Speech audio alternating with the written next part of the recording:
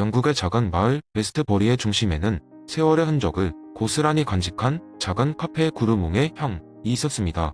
이 카페의 주인이자 바리스타인 조지 아주머니는 커피를 내리는 데 있어 누구보다도 특별한 철학을 가지고 있었습니다. 그녀는 커피 한 잔을 만들 때마다 벤스콤의 의도, 이론을 마음에 새기며 항상 그날의 의도를 세 가지 측면으로 나누어 커피를 준비했습니다. 조지 아주머니는 아침마다 자신에게 특별한 의식을 치렀습니다. 오늘 내리는 커피는 단순한 음료가 아니라고 스스로 다짐하며 커피 한 잔에 담긴 깊은 이야기를 떠올렸습니다. 그녀는 매일 아침 커피를 내리기 전 그날의 첫 손님을 위한 특정한 의도를 설정하였습니다. 오늘 첫 손님에게 새로운 시작의 기운을 주자고 말입니다. 이는 벤스콤의 이론 중 하나인 행위를 할 계획이나 목적의 의도에 해당합니다. 그리고 드디어 첫 손님이 들어오는 순간 조지 아주머니는 그녀의 두 번째 의도를 실행에 옮겼습니다. 첫 손님은 늘 동네 신문을 들고 들어오는 마을 도서관에서 일하는 루이스 아저씨였습니다. 그는 늘 하루의 시작을 조지 아주머니의 커피와 함께 했습니다. 그녀는 커피를 내릴 때 그 순간에 집중하며 루이스 아저씨에게 따뜻한 미소와 함께 커피 향을 음미하게 만들었습니다. 이는 진행 중인 행위의 동기로서 두 번째 의도입니다. 이 두 번째 의도는 커피 만드는 과정을 매 순간 의미 있게 만들어 단지 기계적이지 않고 인간적인 행위로 바꾸어 놓았습니다. 마지막으로 조지 아주머니는 커피를 추출하며 이 커피 한 잔이 어떤 결과를 가져올지 예상을 했습니다. 루이스 아저씨가 자리로 돌아가며 조지 아주머니, 오늘 커피는 정말 특별하네요. 마치 푸른 초원 위에서 책을 읽는 듯한 느낌이에요. 라고 말하면서 잔잔한 미소를 지었습니다. 이는 그녀의 세 번째 의도, 즉 예상 결과에 따라 행위를 조정하는 방법으로서의 의도입니다. 이러한 일련의 의도를 통해 조지 아주머니는 단순히 커피를 제공하는 것이 아니라 커피 한 잔마다 특별한 의미를 담아냈습니다. 이는 곡구르몽의 향, 이 단순한 카페가 아닌 사람들에게 특별한 기억과 경험을 제공하는 곳이 되게 하였습니다. 덕분에 손님들은 단지 맛있는 커피를 마시러 오는 것이 아니라 조지 아주머니가 담아내는 따뜻한 의도를 마시러 오는 것이었습니다. 이러한 일상적인 이야기 속에서 우리는 벤스콤의 의도 이론이 어떻게 우리 삶의 소소한 부분까지 영향을 미칠 수 있는지를 깨닫게 됩니다. 의도는 그저 철학의 영역에만 머무르지 않으며 우리가 행하는 모든 행위에 깃들어 있습니다. 이를 통해 단순한 행동도 특별한 의미를 가질 수 있게 되고 우리의 일상 또한 보다 철학적인 깊이를 지니게 되는 것이지요. 결국 조지 아주머니의 커피 한 잔에는 단순한 맛 이상의 것이 담겨 있었고 그녀의 작은 카페는 점점 더 많은 사람들에게 삶의 의미를 찾는 공간이 되어갔습니다. 그저 커피 한 잔이 아니라 배도의 미학을 담아낸 그야말로 철학적인 커피 한 잔이었습니다. 두 번째 이야기. 한때 작은 마을에 성격이 무척 다채롭고 재미있는 철학자 앨리스가 살고 있었습니다. 앨리스는 윌리엄스의 이론에 깊이 매료되어 그것이 얼마나 개인적이고 일상적인 의미를 가질 수 있는지 보여주기 위해 특별한 이야기를 자주 나누었습니다. 어느 날 앨리스는 동네 공원에 앉아 따뜻한 햇빛을 즐기고 있었습니다. 그때 그녀의 친구 벤이 다가와 다소 고민스러운 표정으로 이렇게 말했습니다. 앨리스, 큰 문제가 생겼어. 회사에서 중요한 결정을 내려야 하는데 어떤 선택이 더 나은지 모르겠어. 한 선택은 회사의 이익을 최대화할 수 있지만 다른 한 선택은 우리 팀원 모두의 사기를 높일 수 있어. 앨리스는 미소를 지으며 대답했습니다. 벤, 내가 무지개적 결과주의에 따른다면 단지 결과만을 보지 않고 너 자신과 팀원들의 입장도 고려해야 한다는 걸 기억해. 단순히 숫자로 표현되는 결과뿐만 아니라 우리가 어떻게 서로 느끼고 그 선택이 우리 정체성에 어떤 영향을 미치는지를 생각할 필요가 있어. 벤은 잠시 생각에 잠겼습니다. 앨리스의 말이 무언가 정신을 밝게 해주는 것 같았습니다. 그는 구체적으로 무엇을 해야 할지 묻기 시작했습니다. 그럼 앨리스, 더 구체적으로 어떻게 접근해야 할까? 앨리스는 공원의 나무들 사이로 스며드는 햇살을 가리키며 말했다. 저 햇살이 스펙트럼을 통해 무지개로 퍼지듯이 선택지를 펼쳐보는 거야. 단순히 좋고 나쁨을 넘어서 그 속에 숨은 다양한 색깔과 그 색깔이 너와 너의 팀원들에게 미칠 개인적인 의미를 되새겨보는 거지. 예를 들어 계속해서 앨리스가 말했다. 내가 만약 회사에 이익을 선택한다면 그 결정이 너와 팀 사이 신뢰에 어떤 영향을 미칠지 생각해. 반면 팀원들의 사기를 선택한다면 장기적으로 회사와 팀에 어떤 득이 될지를 고려해봐. 중요한 것은 내가 추구하는 가치와 정체성을 유지하면서 누군가에게도 거짓말하지 않는 방식으로 결정을 내리는 거야. 벤은 만족스러운 미소를 지으며 앨리스를 바라보았습니다. 내 말이 맞아. 나 자신을 잃지 않고도 상황을 개선할 방법이 있을 거야. 이렇게 이야기를 끝맺고 앨리스는 다시 제게 집중했습니다. 배는 공원을 떠나면서 자신의 결정이 어떻게 모두의 행복과 자신의 정체성을 함께 고려할 수 있을지 궁리하기 시작했습니다. 앨리스가 예전에 설명해준 무지개적 결과주의는 이제 그의 마음속에서 더욱 또렷하고 분명해졌다는 것을 느끼며, 이 이야기를 통해 앨리스는 벤뿐만 아니라 마을 사람들에게도 도덕적 판단이 단순히 최선의 결과를 얻는 것이 아니라 우리가 누구인지, 그리고 우리가 다른 사람들과 어떤 관계를 맺고 있는지를 고려하는 것임을 보여줬습니다.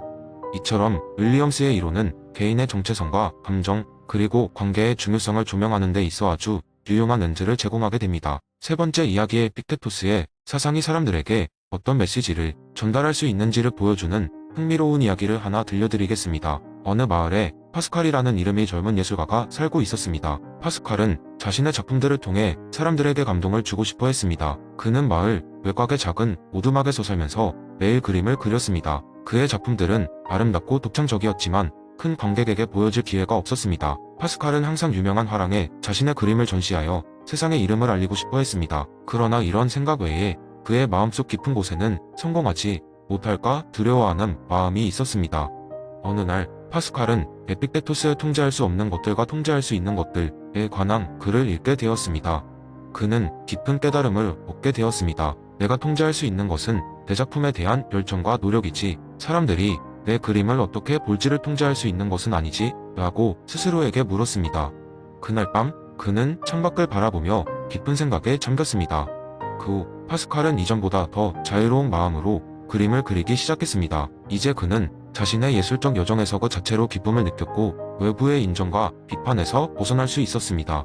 그는 작품 하나하나에 자신이 진정한 마음을 담아냈습니다.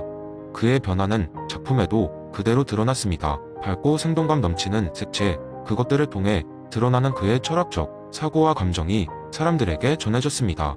몇 달 뒤 우연히 마을을 방문한 한 여행자가 파스칼의 작품을 보고 큰 감명을 받았습니다. 그는 유명한 화랑의 큐레이터였고 마을에서 파스칼과 이야기를 나눈 후 그의 그림을 화랑에 전시하고 싶다고 제안했습니다. 그제야 파스칼은 외부의 인정이 주는 기쁨을 누릴 수 있게 되었습니다. 그러나 그는 이미 자신의 작품을 통해 본질적인 기쁨을 느끼고 있었기에 유명 화랑에서의 전시 자체가 그의 삶을 결정짓지 않았습니다. 그의 첫 전시회에서 관람객들은 파스칼의 그림에서 흘러나오는 순수한 열정과 에너지를 사랑했습니다. 파스칼은 마을을 떠나지 않고 자신의 오두막에서 계속해서 그림을 그리며 오히려 더 많은 사람들에게 감동을 줄 수 있다는 사실을 깨달았습니다. 그는 이제 자신이 통제할 수 없는 무언가에 대해 불안해하지 않고 통제할 수 있는 부분에 온 마음을 다하게 되었습니다. 이처럼 에픽테토스의 가르침은 파스칼에게 자신이 통제할 수 있는 것에 집중하는 법을 알려주었고, 결국 그는 예술을 통해 많은 사람들에게 영감을 주는 삶을 살 수 있었습니다. 이 이야기는 우리에게 통제할 수 없는 외부의 요소들에 매달리기보다 우리가 할 수 있는 일에 집중하고 그것에서 만족을 찾는 것이 얼마나 중요한지를 잘 보여줍니다. 네 번째 이야기, 옛날 옛적 작은 마을 한 구석에 아주 특별한 여정이 시작되려 하고 있었습니다. 주인공은 바로 쾌락주의를 통해 마음이 평정을 찾고자 했던 소심한 청년 루카스였습니다. 루카스는 매일같이 반복되는 일상 속에서 진정한 행복을 찾아 헤매고 있었죠. 하루는 배완 토끼 헤르미오느와 함께 마을 구석에서부터 흘러나오는 잔잔한 강물 소리를 듣고 있었습니다. 어느 순간 이 고요한 순간들이 그에게 충분한 행복을 줄 수 있을지도 모른다는 생각이 스쳐 지나갔습니다. 루카스는 에피쿠로스의 쾌락주의 이론을 읽은 뒤 감각적 쾌락 이상의 것을 찾기로 결심했습니다. 몸과 마음, 그리고 영혼의 심오한 쾌락을 찾자 그는 다짐했습니다.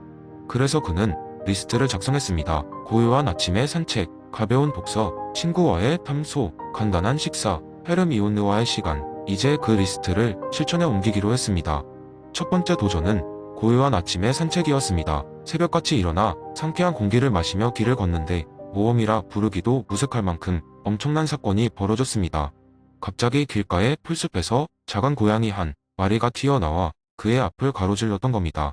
어미를 잃은 것인지 고양이는 금방 루카스의 뒤를 졸졸 쫓아왔습니다. 루카스는 아무리 작은 존재라도 이 세상에 존재하는 이유가 있다는 에피쿠로스의 가르침을 떠올리며 표시 없는 고양이를 집으로 데려가 직접 돌보기로 했습니다. 두 번째 도전은 가벼운 독서를 통한 마음의 평온 찾기였습니다. 책장은 낡고 읽지 않은 두꺼운 철학 서적으로 가득했지만 그는 에피쿠로스의 철학과 관련된 책부터 시작했습니다. 그러나 이야기 속의 텍스트는 그를 쾌락 속으로 이끌지 않았습니다. 대신 새로 주운 고양이 페토스가 그의 무릎 위에서 눈을 감고 잠든 모습을 보며 그는 새로운 쾌락을 발견했습니다. 페이지를 넘길 때마다 들려오는 페토스의 고른 숨소리는 그야말로 완벽한 배경음악이었습니다. 하지만 실질적인 쾌락은 친구와의 담소에서 찾아왔습니다. 루카스는 오랜 친구인 마르코와의 수년간의 벽을 허물고 다시 연락을 시도했습니다. 그들은 오랜만에 만나 서로의 인생 이야기를 나누며 두터운 우정을 다시금 재확인했습니다. 그 과정에서 그들은 삶의 큰 기대보다 하루하루의 작은 쾌락이 더 크게 다가온다는 사실을 깨달았습니다. 그러던 어느 날 루카스의 이런 작은 쾌락 프로젝트는 그에게 큰 기회로 다가오게 되었습니다. 마을 축제에서 소확행의 철학이라는 주제로 강연하게 된 것입니다. 그는 자신의 여정과 에피쿠로스의 가르침을 사람들에게 나누며 이 소소한 행복이 얼마나 중요한지 설명하였습니다. 그의 이야기는 큰 반향을 일으켰고 사람들은 일상의 작은 순간들 속에서 숨은 쾌락을 찾고자 하는 시도를 시작했습니다. 마침내 루카스는 깨달았습니다. 진정한 쾌락은 격동적인 사건이 아닌 매일의 작은 순간들 속에 숨겨져 있으며 그것을 알아채는 것은 결국 우리의 몫이라는 것을 말입니다. 그렇게 그는 평범한 일상 속에서 작은 쾌락을 즐기며 더 풍요로운 삶을 살게 되었습니다. 이로써 루카스는 에피쿠로스, 철학의 진정한 가치인 심신의 평화를 비로소 알게 된 것입니다. 그날 이후로 그의 이야기는 루카스와 쾌락의 발견이라는 제목으로 마을 전설이 되었다고 합니다. 그리고 그는 여전히 헤르미오네와 페토스와 함께 조용한 행복을 누리며 살고 있답니다.